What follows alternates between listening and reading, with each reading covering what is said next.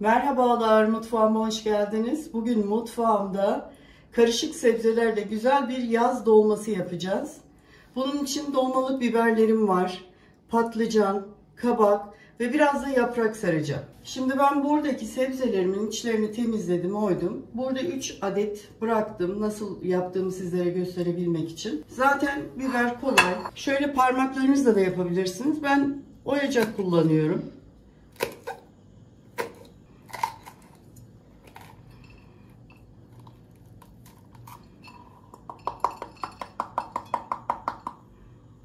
Evet, bu şekilde.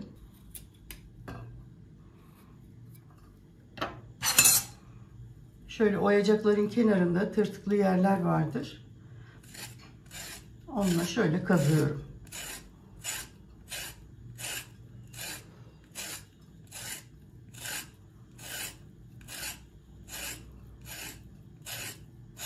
Ben şöyle kabağımı ikiye bölüyorum. İçinin oyması daha kolay oluyor. Şöyle tam ortasından.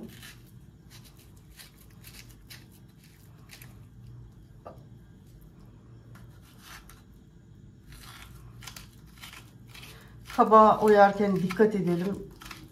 Çok çabuk kırılabiliyor. Şu şekilde oydum.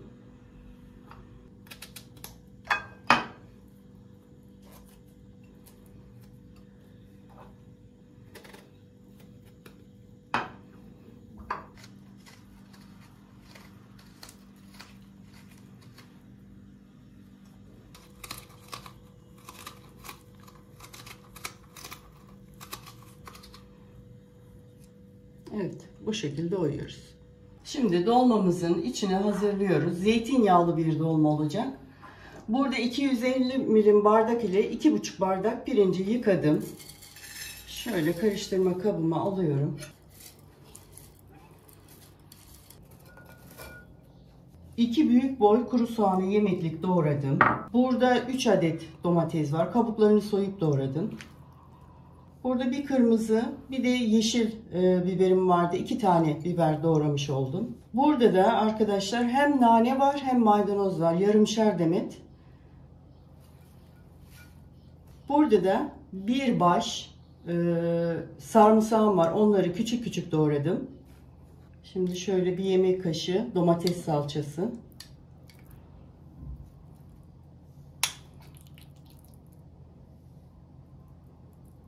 Bir yemek kaşığı da biber salçası ilave ettim.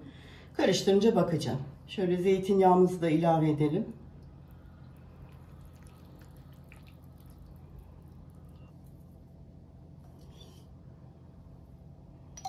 Karabiber. Kimyon. Şöyle bir çay kaşığını doldurmayacak şekilde ilave ettim. Karabiberi de aynı şekilde.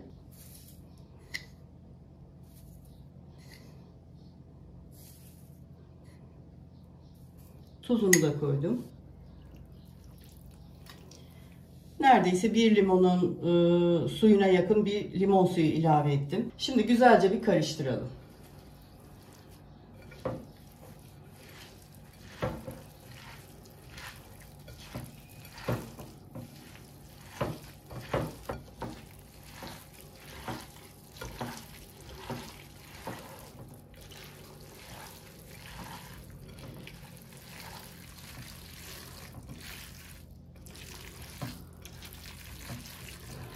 Dolmamızı sebzelerimizin içini doldurmaya başladık. Bu kuru dolma gibi çok az konmuyor içine. Ama tabii çok fazla koyup da pişerken de patlatmayalım. Şöyle parmağımızla içe doğru hafif bastıralım ki boşluklar da kapansın. Bakın şöyle içinde hafif bir boşluk bıraktım üstünde. Bu yeterli.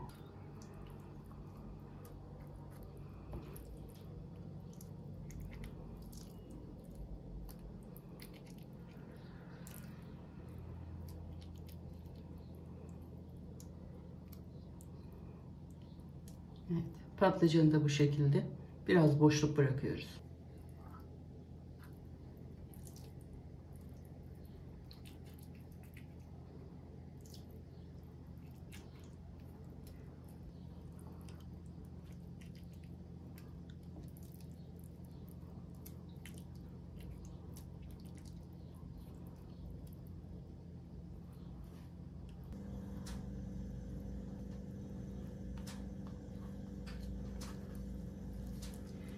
patlıcan, kabak, biber içlerini doldurdum. Şimdi biraz da içimin yettiği yere kadar yaprak saracağım.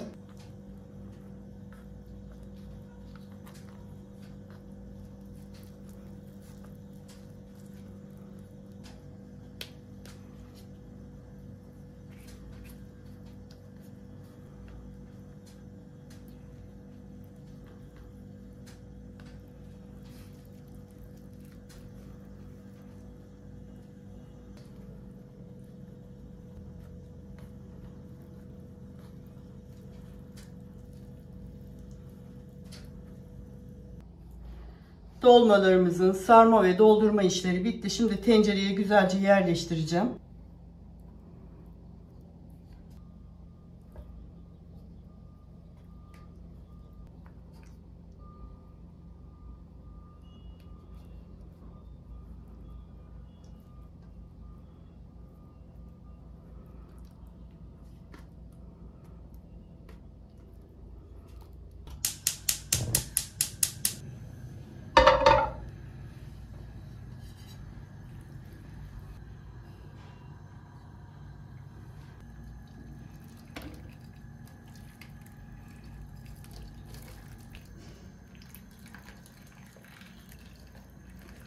Kaynar suyu tencerenin 1/4'ünden biraz fazla alacak şekilde koydum. Bu yaz dolması, sebzeler de suyunu bırakacağı için çok öyle yarı yarıya su koymayalım arkadaşlar. Tuzunu da ilave ettim.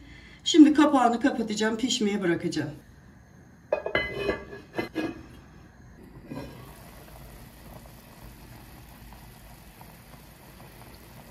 Dolmamız çok güzel kaynamaya başladı. Biraz daha böyle pirinçler şiştikten sonra bu üstündeki tabağı da alacağım.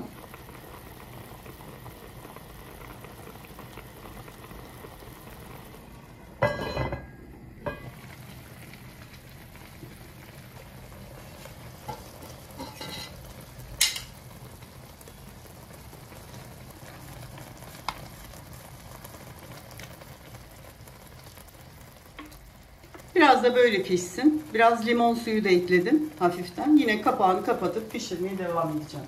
Sos tenceresinin içerisine yarım çay bardağı kadar zeytinyağı aldım, ısıttım. Şimdi bir tatlı kaşığından daha az olacak şekilde biber salçası ilave ediyorum.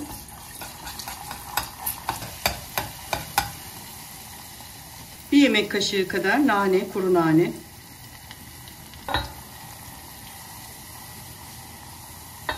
Biraz salçamız kavrulsun. Evet, şimdi altını kapatıyorum.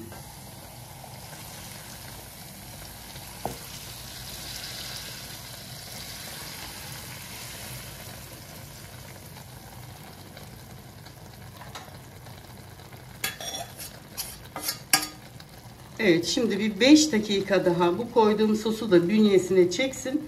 Altını kapatıyorum dolmanın. Evet, dolmamız pişti. Epey de dinlendirdim. Gayet güzel oldu arkadaşlar. Sizler de yapın, tam böyle yaz sebzelerinin bol olduğu dönemde. Sevdiklerinizle paylaşın. Bir dahaki tarifimde buluşmak üzere diyorum. Hoşça kalın.